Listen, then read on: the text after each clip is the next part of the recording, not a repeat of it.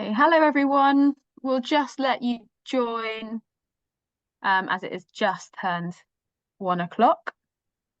I can see the attendees list going up a bit as well. So if you just want to get yourselves comfortable, familiarize yourselves with Zoom and make sure that you can hear us and that you can see the screen. If not, we do have a chat function so you can pop any concerns you've got in there. So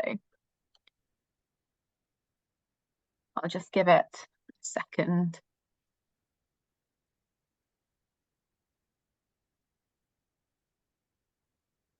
Okay, brilliant. Well, I'll begin. So hello and welcome to today's webinar, Critical Reflections on the Leadership of Educational Change. I'm Phoebe, the course advisor for Educational Leadership in Practice. Today, I'm joined by Dr. Paul Armstrong, Dr. Stephen Rayner, and Dr. B. Hughes, who will introduce themselves shortly. This webinar is being recorded and will be shared with you afterwards. I do encourage you to ask questions throughout the session using the chat function. We will address them at the end, but my colleague will be posting some useful links during the webinar, but don't worry if you miss them, they will be shared with you afterwards.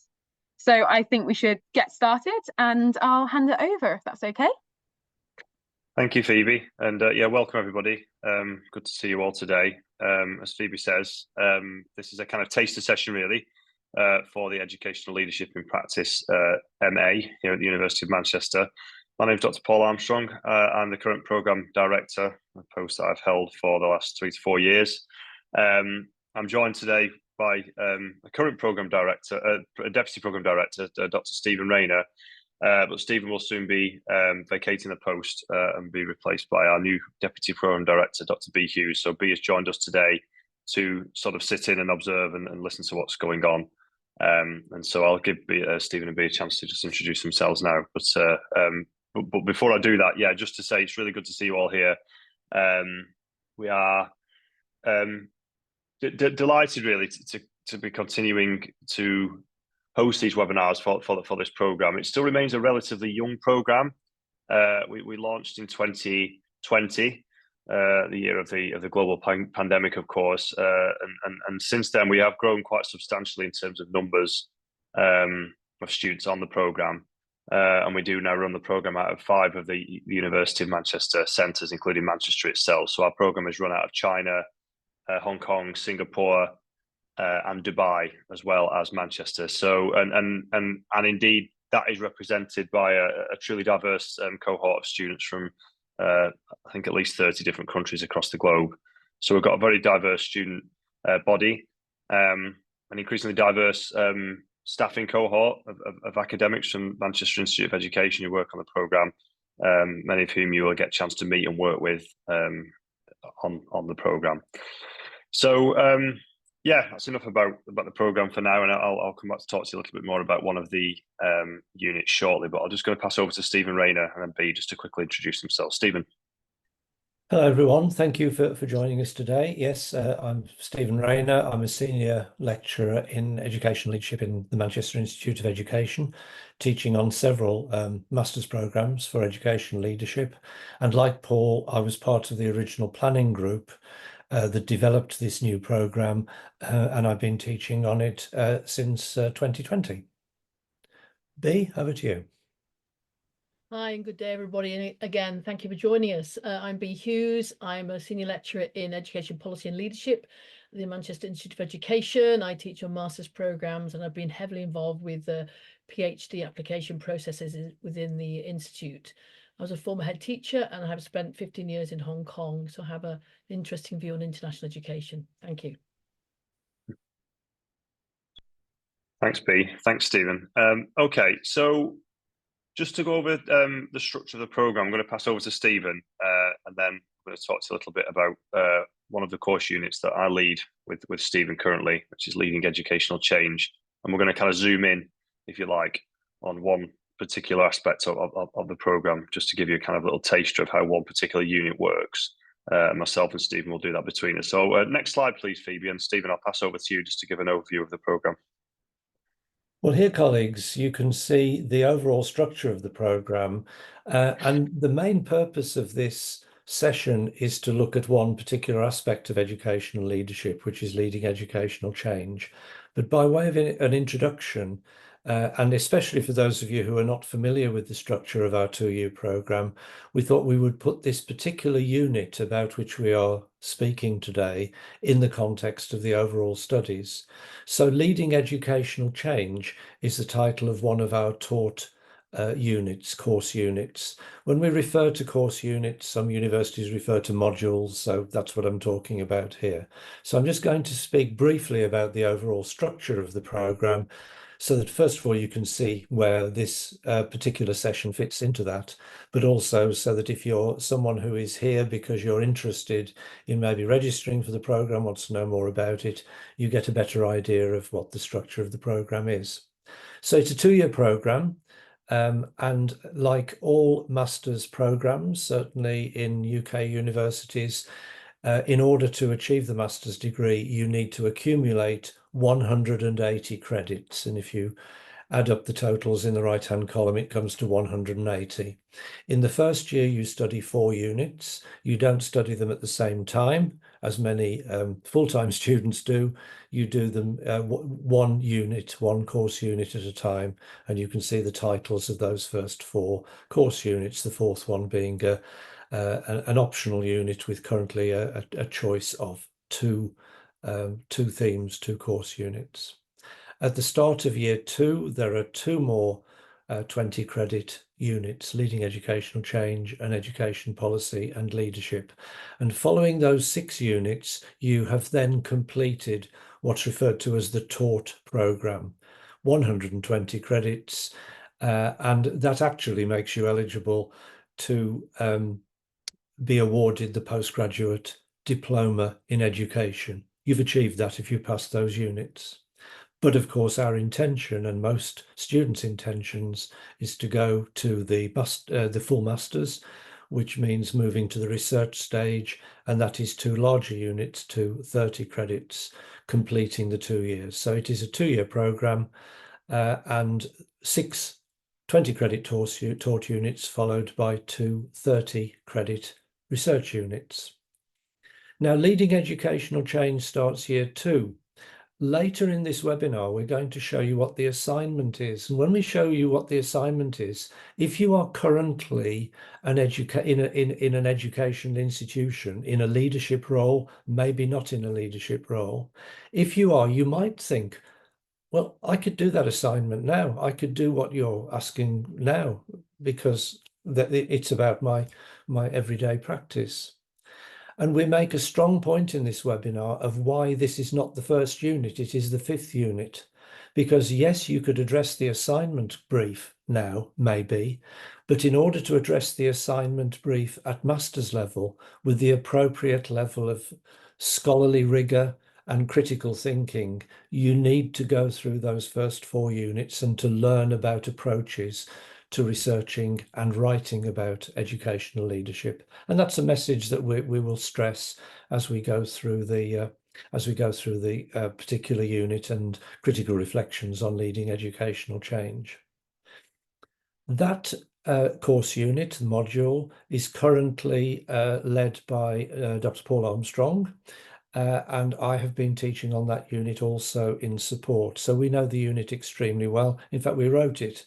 So we're going to look in more detail at the unit and the requirements and what we mean by reflecting critically on leading educational change. So if we could move on, please, Phoebe, and I'll pass back to Paul.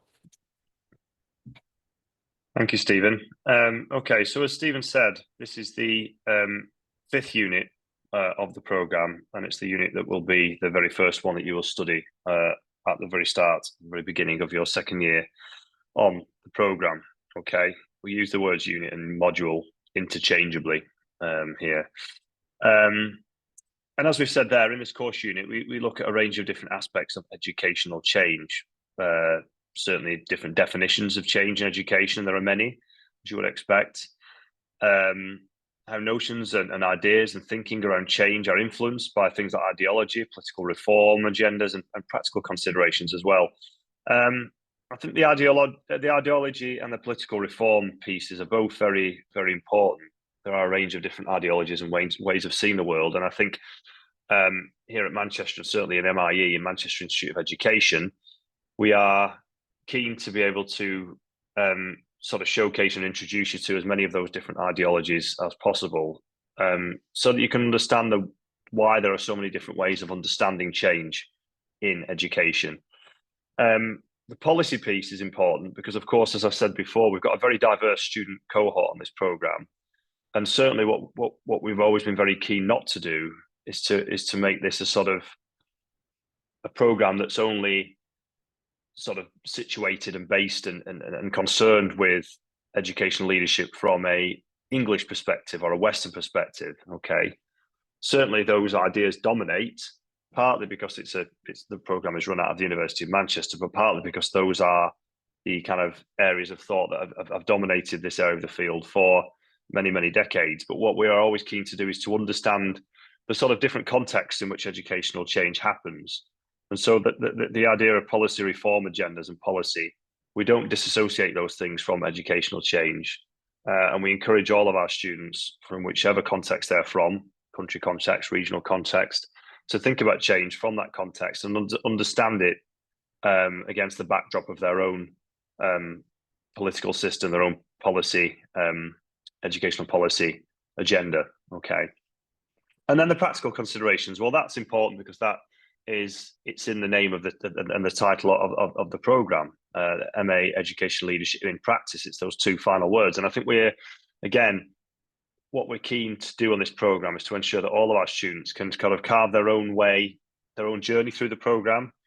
And one of the ways that we do that is that we, in almost all of our assignments and all of the different units that that make up the programme, we have a significant element of that unit is dedicated to students being able to reflect on their own individual professional context and professional practice, and how they can link those experiences to what we're sharing and learning together on the programme. Okay, and that's a feature that you'll find in all of the units, not just in educational change.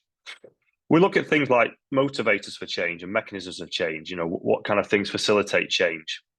For example, published performance tables and publicly available data on schools and inspections, for example, formal regulation and inspection, things like staff appraisals, and also who benefits from change, yeah, and equally who might be disadvantaged by that, and then finally, and importantly, I suppose, what kind of influence educational leaders have on all of the above, and conversely, what kind of influence change agendas have on educational leaders, and the kind of leadership that's enacted and practiced and done in different schools, different educational organisations, in different contexts across the world. Okay, like many of the units on this programme, it's unapologetically theoretical.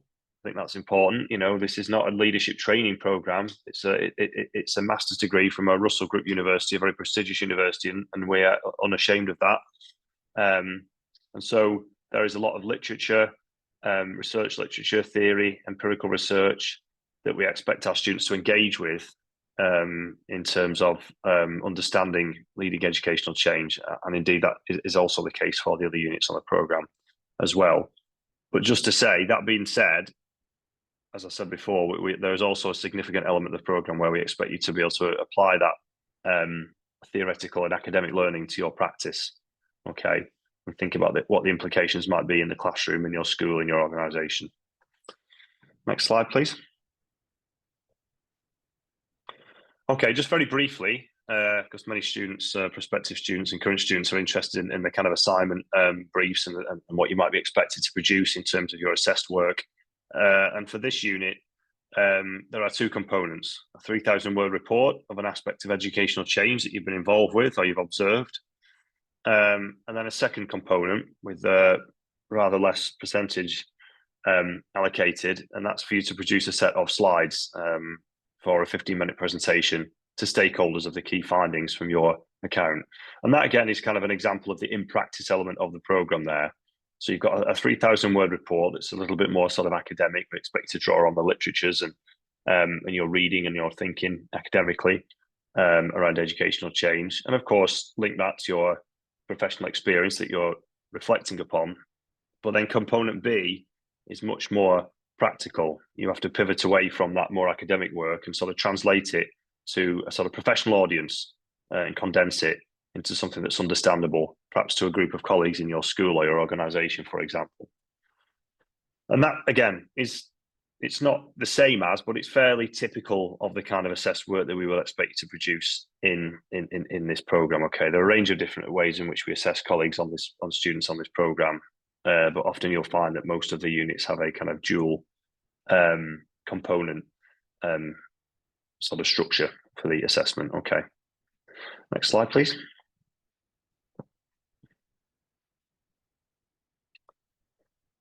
Okay, so if I could just ask you now, there's not a huge number of you in the audience participating, but those of you that are here, I'm just going to pass over to you for a few moments and just ask you to pop a couple of things in the chat. If you were asked today to write about and talk about an aspect of educational change that you've been involved with or that you've observed, what aspect or experience would you choose? Any thoughts on that in the chat? That would be great. Just pop anything in. Any kind of educational change initiative. It might be a policy, it might be something that happened in the classroom, at school level policy, government level policy. Might have been something much bigger than that or something much smaller, but any kind of change, educational change that you've been involved with or you've observed, any experience of that. I'm just going to give you a couple of minutes to pop some ideas in the chat, please, if that's okay.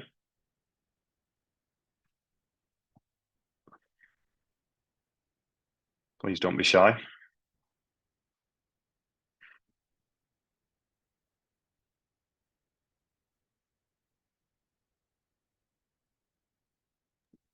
It's always tricky being the first person, isn't it? Oh, well done.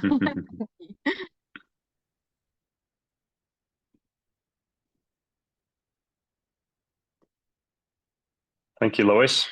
Okay, so the implementation of a new phonics scheme and changing the teaching of early reading, quite excellent. So again, that's a really great example, and I would say fairly typical of the kind of initiatives that our students will be looking at on this programme. We have a very diverse group of students, of course, and I've mentioned that and I've highlighted that already. But it's also worth remembering that all our students do have lots of things in common, and that's that they're all education professionals, and many of them, regardless of where they're working in the world or where they're from, whether that's the Middle East, the Far East, South America, Africa, UK, the United States, or even Europe, many of them spend their days in a classroom in front of young people teaching. And so there's lots of kind of mutual learning that happens between our students in this sort of global community that we create on ELIP. And there are lots of sort of familiarities and similarities and synergies between our students, regardless of the context in which they work.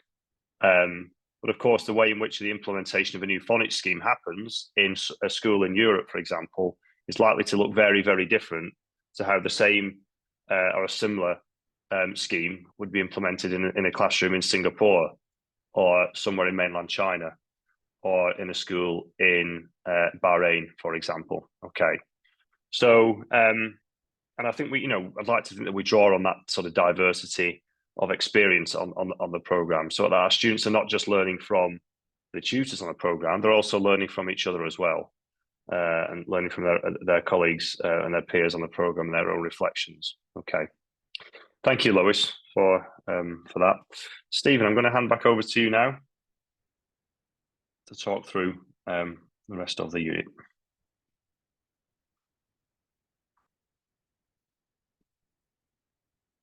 Next slide, please. Thank you, Paul. Stay on that slide, please. Oh, sorry, Phoebe. Yeah, the points that we underlined, in fact, I'd like you to go back to the previous slide, please, Phoebe. We passed over that very, very quickly. The difference between the edited version and the full version of the assignment brief that Paul spoke about were the words that are underlined here. Write a 3,000-word critically evaluative account of an aspect of educational change. Now, one of the things that is so fascinating about Lois's example and why it's such a good example of the phonics scheme is that as school practitioners, as education leaders in school, if we have to implement a new phonics scheme, then we are very capable of writing an evaluative report of what we did, what went well, what didn't go so well, what we need to address next time, how our phonics scheme is working, and next steps, if you like, for the revised phonics scheme that might come along next year. If we are edging you towards writing a critically evaluative account, we might be asking you to consider things that probably would be rather self-indulgent, maybe, in the day job of being an educational leader. For example, as we know, phonics schemes are not unquestionably accepted throughout the teaching profession as being an excellent thing. There are those who critique them. There are those who think there are other ways of developing early readers. Now, the job of an educational practitioner is probably just to get the job done. And if this were a training program for school leaders, then that's probably as far as we would go. But in master's level study, we are asking for critical evaluation. And the same applies to some extent to component B. Component B is to do a PowerPoint, basically, which we do, most of us in our jobs all the time. We're doing one now. But the accompanying commentary will show that we are actually explaining things and maybe challenging and problematizing some of the things that maybe our colleagues might take for granted. So in this part of the webinar, we're going to look in a little more detail about what we mean by critically evaluative. So if you could go on 2 slides, please, Phoebe. Now, this is an extract from the intended learning outcomes of this particular module, this particular course unit. And you can see that, of course, we need to be able to demonstrate knowledge and understanding. One of the wonderful things about our ELIP program, as Paul has mentioned, is the diversity of the experience of the students who come to it. We currently have about 150 students on the programme, roughly 70 plus in each of year 1 and year 2. And of those 150, very broadly, we have about 20 who are UK based, Manchester based. We have about 40 based around the Middle East. We have 40 based around the China Centre in Shanghai. About 20 each in Hong Kong and Singapore, and 10 in other countries, lots of other countries, several in Africa, South America, Europe, Turkey. So a range of experience. So the international knowledge that comes out of it, which certainly we benefit greatly we benefit greatly from as tutors, but also you can as students on the program, but also diversity in terms of the range of settings within which people work.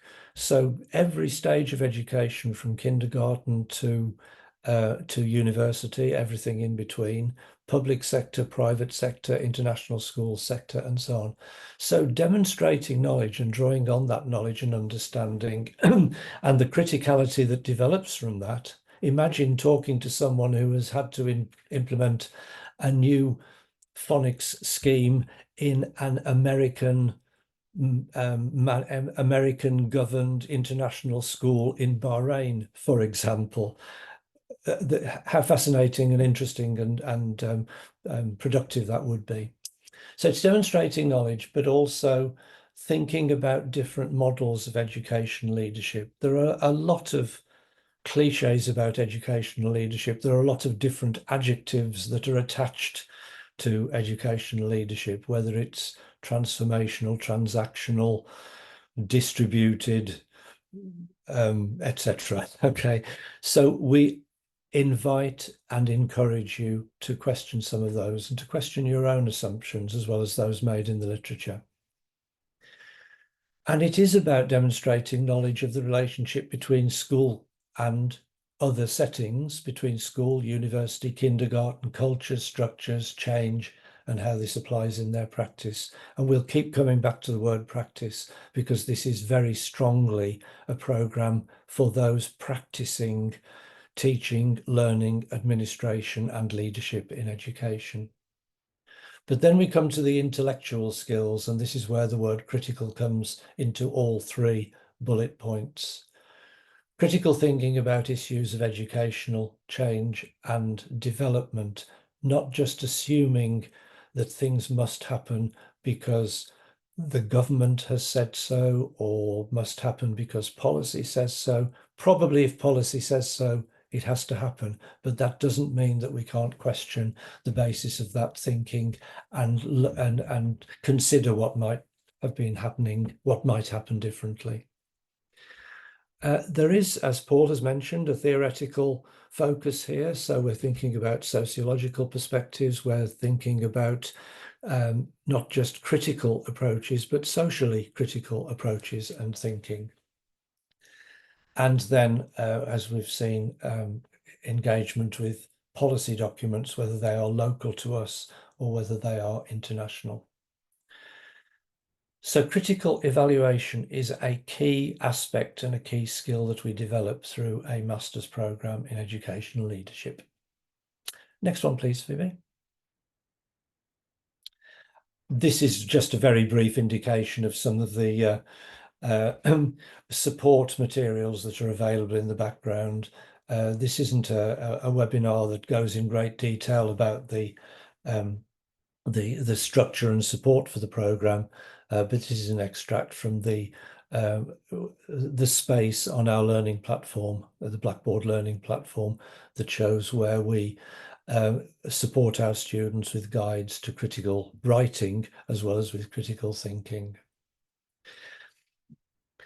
So what we were going to move on to next, having said that those things in the background, we've had one example. Thank you very much, Lois. I'm taking another example now, and this is the example of some extracts from the work of one of our previous students. Actually, they are still a current student, but have completed the course unit, successfully completed it, Leading Educational Change.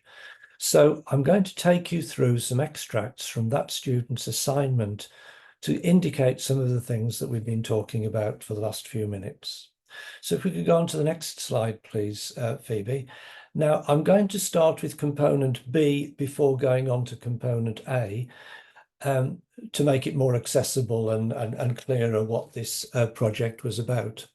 So what this particular student did, the aspect of educational change that they chose to look at, was the implementation, or for those colleagues who prefer enactment, of a new resource within their school, which was called the Great Teacher Toolkit, which was actually quite a friendly title.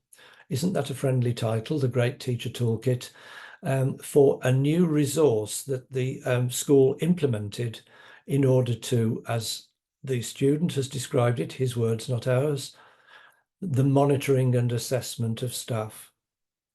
And so for component A, and I'll refer to that in a moment, but for component A, this student had to write a 3,000-word account of how this change was implemented in the school, primary school, and relate that to the thinking about similar means of monitoring assessments and of staff, and looking at policy documents and academic literature about the implementation of educational change in educational organisations.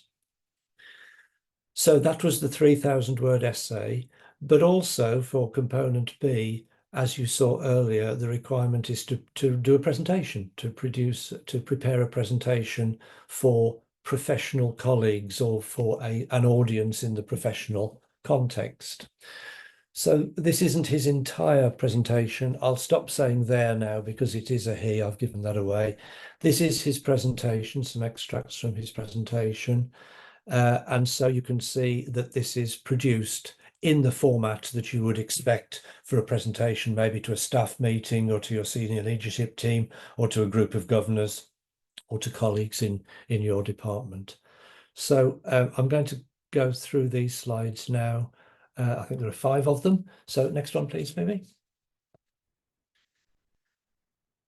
So you can see how the presentation guides the audience through the various stages, and you can probably rightly assume that this broadly reflects the stages that he wrote about in detail in the essay as part of the introduction to the essay. But of course, for a presentation to colleagues, this is assessed, as Paul said, 75% of the marks go for the essay, 25% of the marks go for the presentation. But that is a substantial, it's a quarter of the marks for this. Show that you can not only present your findings to an academic audience who expect to read an academic paper, but also to a professional audience who need things to be presented more concisely, and so it probably more pictorially, more bullet points, and there would be a commentary as well. So that slide goes through the process. Next one, please.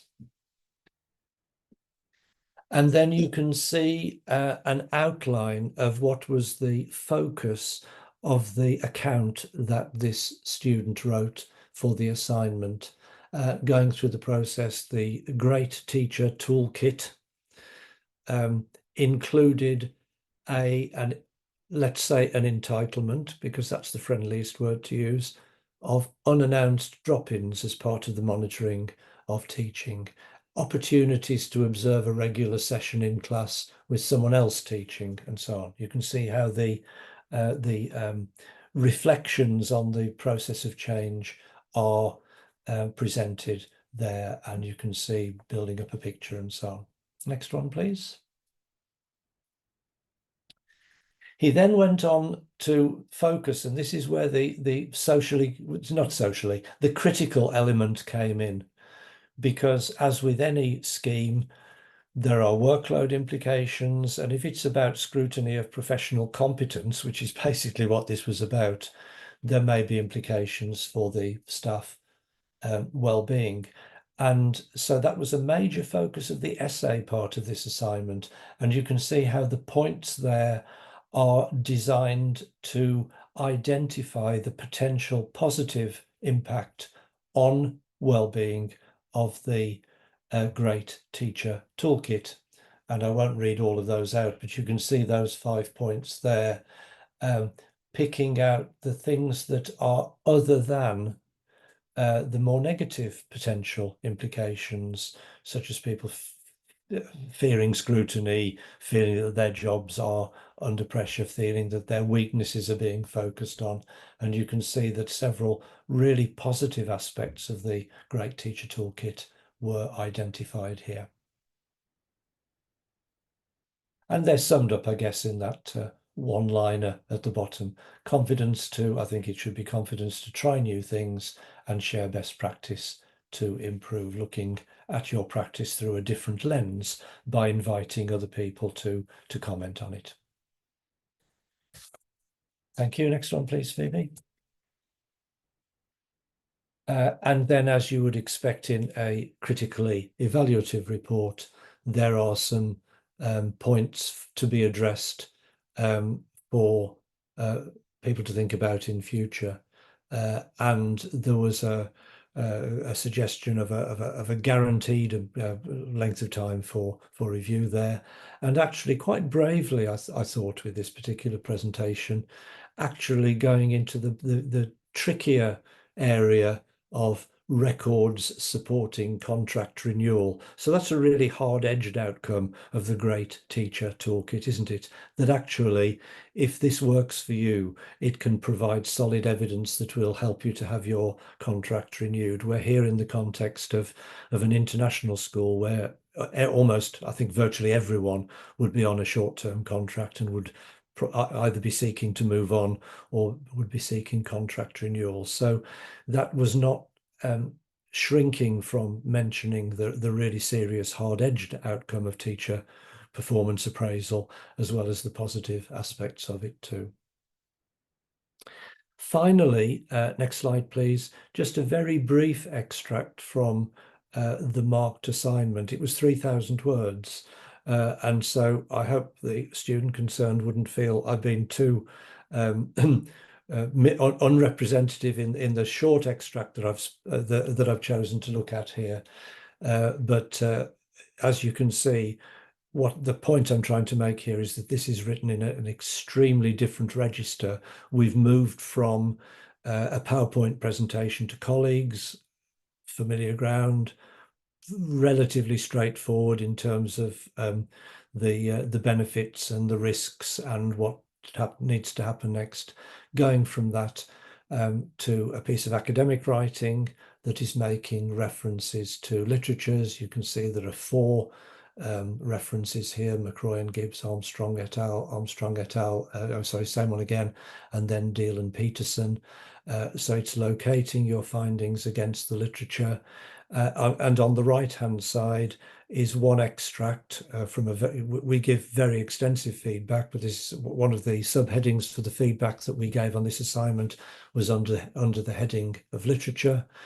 And you can see how the feedback is not simply, this is a good account and you've described what happened and commented on it, but actually you've read about this, you know something about the field of research into this area in terms of successful leaders managing through collegiality, which was the Armstrong reference. This helps you to create an insightful and explanatory narrative that delves into the issues, showing your confidence in reading and thinking with the literatures. So that's a very quick flavour of what one student did. This was a good assignment that achieved a high mark in both of the aspects. So I hope it's been helpful to look at that example. So Paul, I'll hand back to you now. Thank you, Stephen. And if we could just go to the final slide, please.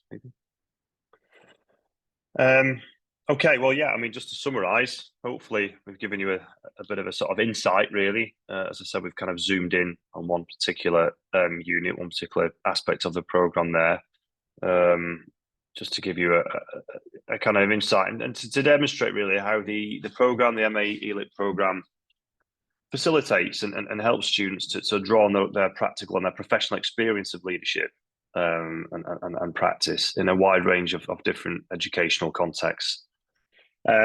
It's worth pointing out, I think, and reiterating, if we haven't made clear already, that at master's level study, certainly here at Manchester anyway, the student reflections on that professional experience must go beyond description, okay, and beyond appraisal of what works, and even better if.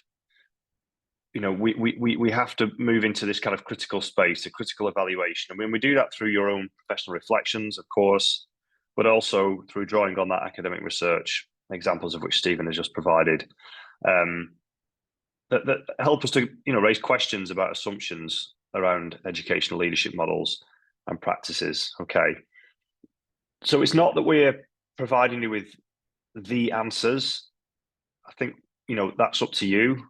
As practitioners, you've got knowledge of your context that far outweighs any knowledge that we would have of your professional context. I think what we try to do is give you a range of different tools, different perspectives, and different lenses, I think, to understand your context. And then it's up to you to then go back into that context and try to think about what you're doing professionally through those lenses. Hopefully, by doing so, you'll improve your practice. And that's really what we're sort of about on education leadership practice here. So, any questions on the presentation, or any questions on the unit, on the ELIT program as a whole?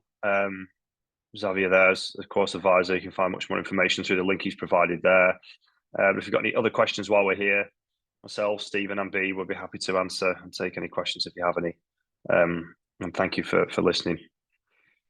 Forward. Thank you so much. We've had some, I'll just give people a moment to pop their questions in, because we've had some pre-submitted questions where people weren't able to attend today. So I'll just throw those out there for now, if that's okay. So it's 2 different people, and I've kind of combined it into one, as it's about the centres, because obviously we've got multiple centres for ELIP.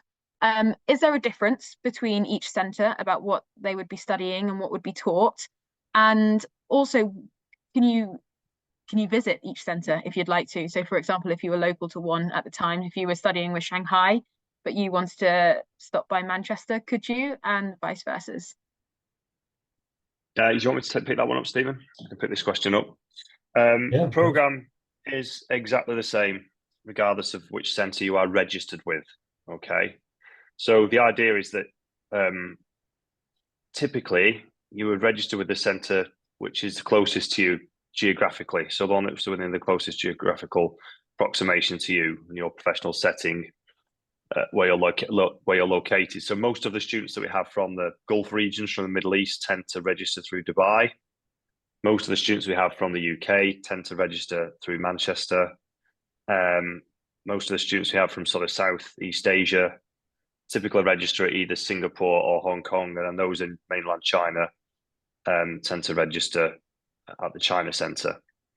The reason we've got such a diverse body of students, it's probably just worth mentioning it as a side note, is that many of our students work in international school sector, so they are expats from a range of different countries across the world. But we do increasingly have a number of students from North Africa as well, and Central Africa, who have been registered on the programme. Most of those students tend to register through Dubai or Manchester. So, but the programme is the same. It's exactly the same. It's taught by the same people. So you will join a cohort of students in the first year, if you started in September, who are registered from those 5 centres, and you'll all move through the programme at the same time, doing the same units at the same time, apart from when you get to your electives, obviously. But there's no difference. So in that sense, it doesn't matter which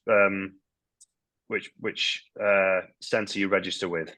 My advice would be to register the one that's the closest to you geographically, because you will have then the opportunity to visit the centre that you've registered with on your first year, when we'll have 2 workshops or conferences, one in the September time, around the end of September, and one around middle of February. And you would be expected to attend the centre that you've registered with for that first year. When you get to the second year, you then have the option to visit and do your conference at another centre of your choosing. And that's up to you then. If you want to travel to Manchester, or you fancy going to Singapore and you want to meet some of your peers there and spend the weekend there working with them, and we'll travel out there. One or two of us will be out at the centres to run the workshops and the conferences. You have the option to visit the other centres then, and you can elect to do that in the second year of your study. Okay, so hopefully that's answered the question. Thank Amazing. you, Phoebe.